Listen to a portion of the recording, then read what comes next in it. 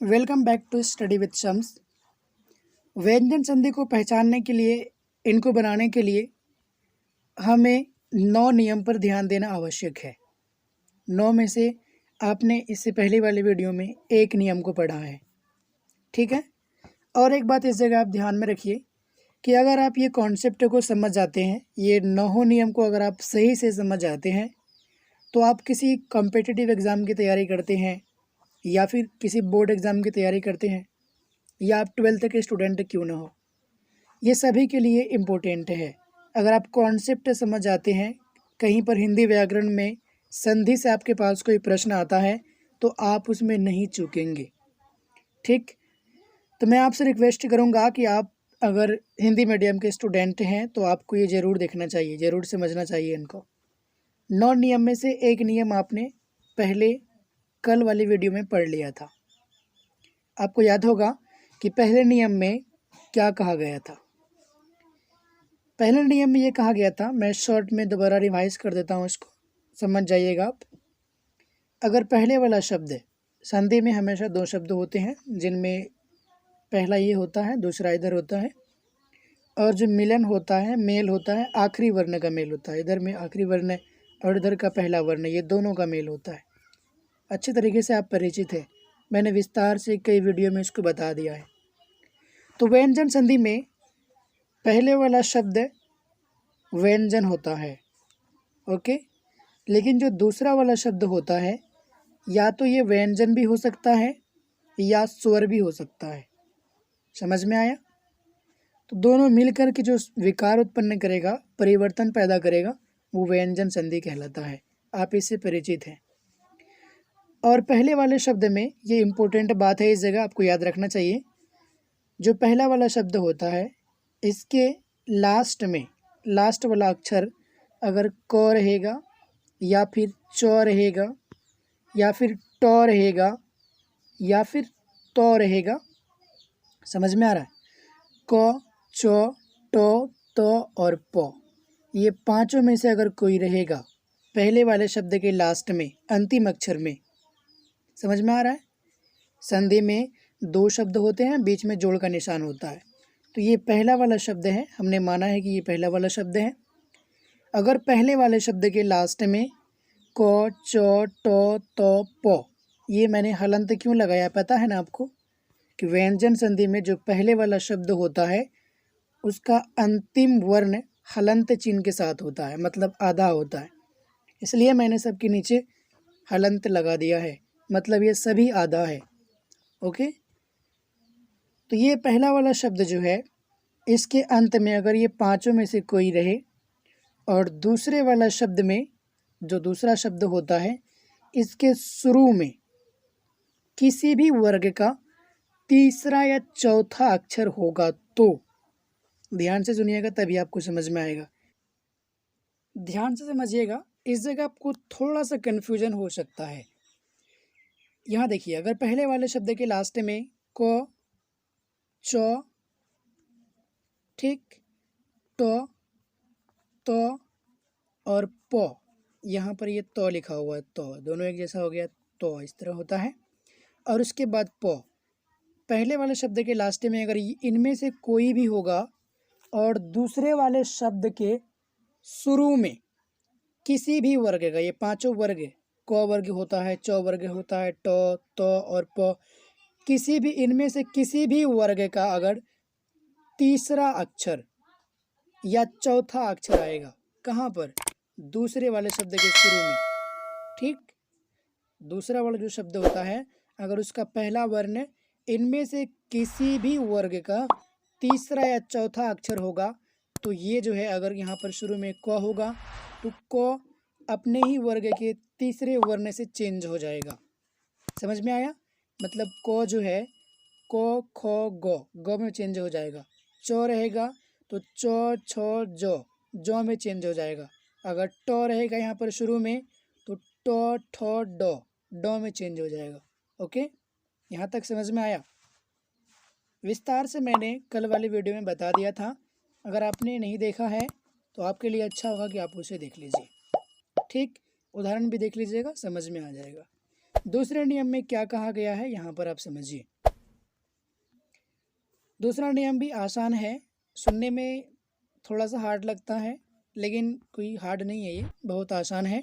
देखिए, दूसरे नियम में ये कहा गया है कि यदि किसी वर्ग के प्रथम अक्षर के बाद किसी वर्ग का पांचवा अक्षर आए तो प्रथम अक्षर के स्थान में या प्रथम अक्षर के स्थान पर उसी वर्ग का पांचवा अक्षर हो जाता है। नियम 1 में क्या था कि अगर पहले वाले शब्द के लास्ट में क है, ठीक, यही था ना, क च ट त प होगा तो तीसरे में चेंज हो जाएगा।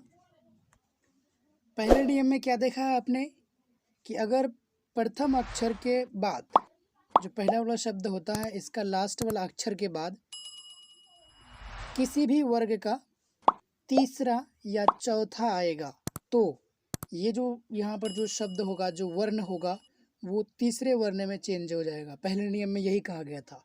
लेकिन दूसरे नियम में क्या है, देखिए यहाँ पर, यदि किसी वर्ग के प्रथम अक्षर के बाद किसी वर्ग का पांचवा अक्षर आए, तीसरा और चौथा खत्म हो गया था, पहले नियम में हो गया था ना, अब यहाँ पर पांचवा बचा हुआ है। वही अगर पांचवा अक्षर आए तो प्रथम अक्षर के स्थान में उसी वर्ग का पांचवा अक्षर हो जाता है। ये वर्ग आपको दिक्कत दे रहा है क्या? यहाँ देखिए तो ये वर्ग है ना ऊपर, ये देखिए, एक मिनट दिखाता हूँ मैं आपको। ये देखिए, क वर्ग, च वर्ग, ट वर्ग, त वर्ग, प वर्ग। दूसरे नियम में क्या कहा गया है कि अगर पहले वाला जो शब्द है उसके लास्ट में अगर क है या फिर च है या ट है, त है या प है, ओके, और दूसरे पहले वाला शब्द के लास्ट में अगर ये इनमें से कोई है, समझ में आ रहा है, पहले वाला शब्द के लास्ट में अगर इनमें से कोई है और दूसरे वाले शब्द के शुरू में अगर पांचवा अक्षर आ जाए, गौर से सुनिएगा तभी समझ में आएगा। दूसरे वाले अक्षर के शुरू में अगर इनमें से, ये पांचों में से अगर कोई आ जाए, ठीक, तो ये जो है क्या होता है, किस में चेंज हो जाता है, समझ में आया? ये जो है पांचवें अक्षर में चेंज हो जाता है। ठीक, देखिए यहाँ पर अब देखिए उदाहरण से आपको समझ में आएगा। यहाँ पर लिखा है सत जोड़ मार्ग, मिलकर क्या बना है, सन्मार्ग। दूसरा नियम है ये। यहाँ देखिए लास्ट में पहला वाला जो शब्द है सत, इसके लास्ट में तो है, दिखाई दे रहा होगा आपको। यहाँ देखिए, सत जोड़ मार्ग मिलकर के सन्मार्ग बना है। दूसरे नियम में क्या कहा गया है कि अगर प्रथम अक्षर के बाद, प्रथम अक्षर कहने का मतलब कि पहले वाला शब्द का लास्ट अक्षर, इसकी बात हो रही है यहाँ पर, तो हलंत की, अगर इसके बाद किसी भी वर्ग का पांचवा अक्षर, किसी भी वर्ग का पांचवा अक्षर, तो देखिए मो है इधर, मो है ना, तो मो प वर्ग का पांचवा अक्षर है, प फ ब भ मो, है ना। यहाँ पर जो मो है वो प वर्ग का पांचवा अक्षर है। कहा भी गया है नियम 2 में कि अगर ये जो पहला वाला शब्द है इसका अंतिम वर्ण, ठीक, क्या है, तो है, और दूसरा वाला जो शब्द है इसका शुरू वाला वर्ण किसी भी वर्ग का पांचवा अक्षर, तो पांचवा अक्षर है यहाँ पर। जब ऐसी स्थिति होगा तो ये जो पहला वाला शब्द है इसका लास्ट वर्ण इसी वर्ग के पांचवें अक्षर में चेंज हो जाएगा। ये तो अपने वर्ग के पांचवें अक्षर में बदल जाएगा। तो अभी ये तो का वर्ग में क्या क्या आता है, याद है आपको? तो, थ, दो, धो और नो, है ना। तो यहाँ पर चेंज हो जाएगा, किस में चेंज हो जाएगा, यहाँ देखिए नो में चेंज हो जाएगा, ये नो में। अब चेंज कैसे होता है यहाँ से समझ में, उदाहरण पर गौर करने से आपको मालूम चलेगा कि तो की जगह पर नो किस तरह आता है, कहाँ आता है। देखिए लास्ट में लिखा हुआ है तो जो है अपने वर्ग के पांचवें अक्षर में बदल जाएगा। तो वर्ग में कौन कौन आता है, तो, थो, दो, धौ और लास्ट में नौ आता है ना, तो ये तो नौ में चेंज हो जाएगा। देखिए नीचे तो नौ में चेंज हुआ है, हो गया बिल्कुल।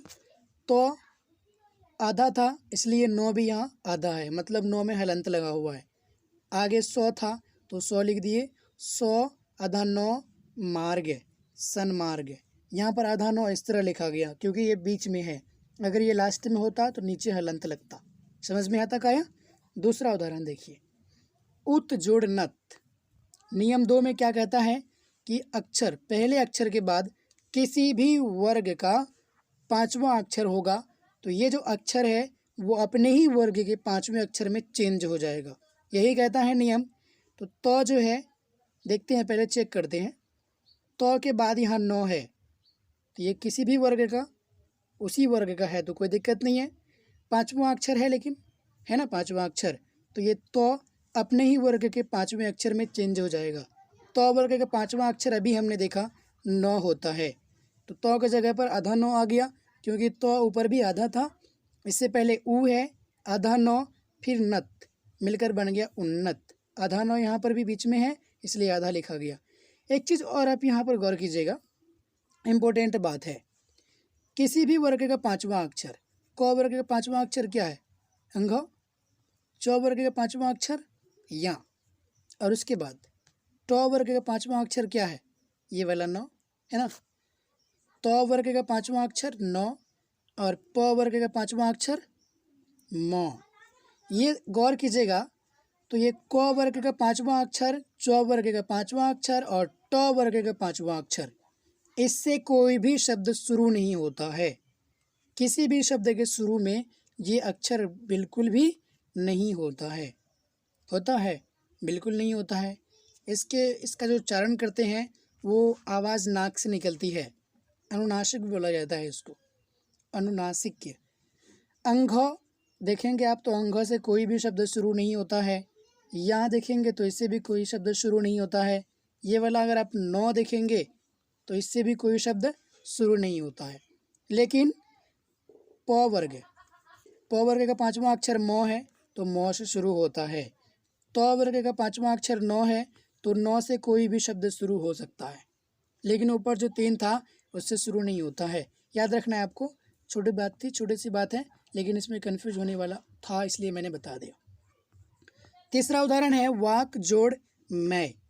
यहाँ पर क है, देखते हैं दूसरा वाला जो शब्द है इसका पहला अक्षर पांचवा है, किसी भी वर्ग का पांचवा अक्षर है, म है, तो बिल्कुल प वर्ग का पांचवा अक्षर है। तो यहाँ पर जो पहला वर्ण है ये अपने ही वर्ग के पांचवें अक्षर में चेंज हो जाएगा। क का पांचवा अक्षर कौन सा होगा? क वर्ग का पांचवा अक्षर अंघ। अंघ क जो है ये अंघ में चेंज हो जाएगा ना। नीचे देखिए क अंघ में चेंज हो गया, बट इसमें लगा हुआ है हलंत। क्यों? क्योंकि ऊपर भी हलंत लगा हुआ था, आधा था। व कर वा अंघ और मैं मिलकर बन गया वांग में। क्या बन गया? वांग में। क्यों? क्योंकि यहाँ पर वांग में जो निकल रहा है उच्चारण नाक से निकल रहा है, इसलिए कि यहाँ पर जो बीच में अक्षर है वो अनुनासिक वाला है। ठीक, अब देखिए अगला उदाहरण, दूसरे नियम का ये लास्ट वाला उदाहरण है, इसको समझ लीजिए आप। सट जुड़ मास मिलकर के सन्मास बनता है। गौर से देखेंगे आप तो ट है और इसके बाद जो है किसी भी वर्ग का पांचवा अक्षर होना चाहिए। म है तो बिल्कुल प वर्ग का पांचवा अक्षर है। जरूरी नहीं है कि पोहे वर्ग का हो, और भी किसी वर्ग का हो सकता है। ठीक, तो ये ट अपने वर्ग के पांचवें अक्षर में चेंज हो जाएगा, बदल जाएगा। ट ठ ड ढ न, ये 9 आ जाएगा, यहाँ आ गया है। 100 आधा 9 मास सन्मास। दूसरा नियम भी कंप्लीट हो गया। एक बार में अगर आपको दिक्कत होता है तो आप 2-3 बार देख करके समझ लीजिए।